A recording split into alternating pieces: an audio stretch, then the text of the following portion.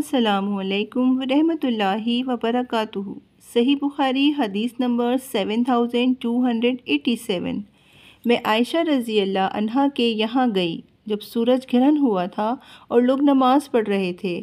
عائشہ رضی اللہ عنہا بھی کھڑی نماز پڑھ رہی تھیں۔ میں نے کہا لوگوں کو کیا ہو گیا ہے کہ بے وقت نماز پڑھ رہے ہیں؟ تو انہوں نے ہاتھ سے آسمان کی طرف اشارہ کیا اور کہا سبحان اللہ۔ میں نے کہا کوئی نشانی ہے؟ انہوں نے سر سے اشارہ کیا کہ ہاں۔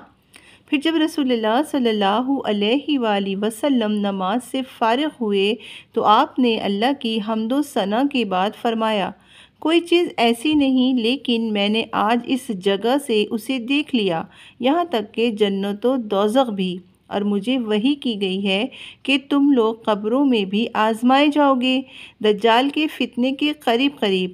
بس مومن یا مسلم مجھے یقین نہیں کہ اسماء رضی اللہ عنہا نے ان میں سے کون سا لفظ کہا تھا، تو وہ قبر میں فرشتوں کے سوال پر کہے گا محمد صلی اللہ علیہ وآلہ وسلم ہمارے پاس روشن نشانات لے کر آئے اور ہم نے ان کی دعوت قبول کی اور ایمان لائے۔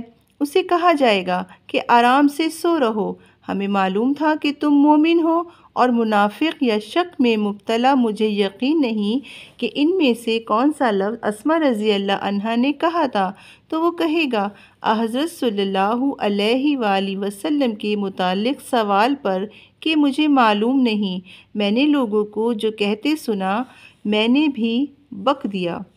حدیث نمبر 7288۔ نبی کریم صلی اللہ علیہ وآلہ وسلم نے فرمایا جب تک میں تم سے یکسو رہوں تم بھی مجھے چھوڑ دو اور سوالات وغیرہ نہ کرو، کیونکہ تم سے پہلے کی امتیں اپنے غیر ضروری سوال اور انبیاء کے سامنے اختلاف کی وجہ سے تباہ ہو گئیں۔ بس جب میں تمہیں کسی چیز سے روکوں تو تم بھی اس سے پرہیز کرو، اور جب میں تمہیں کسی بات کا حکم دوں تو بجا لاؤ جس حد تک تم میں طاقت ہو۔ اسی طرح بے فائدہ سختی اٹھانا اور وہ باتیں بنانا جن میں کوئی فائدہ نہیں، اور اللہ نے سورہ مائدہ میں فرمایا مسلمانوں ایسی باتیں نہ پوچھو کہ اگر بیان کی جائیں تو تم کو بری لگیں۔ حدیث نمبر 7289۔ نبی کریم صلی اللہ علیہ وآلہ وسلم نے فرمایا سب سے بڑا مجرم وہ مسلمان ہے جس نے کسی ایسی چیز کے متعلق پوچھا جو حرام نہیں تھی اور اس کے سوال کی وجہ سے وہ حرام کر دی گئی۔ فی امان اللہ۔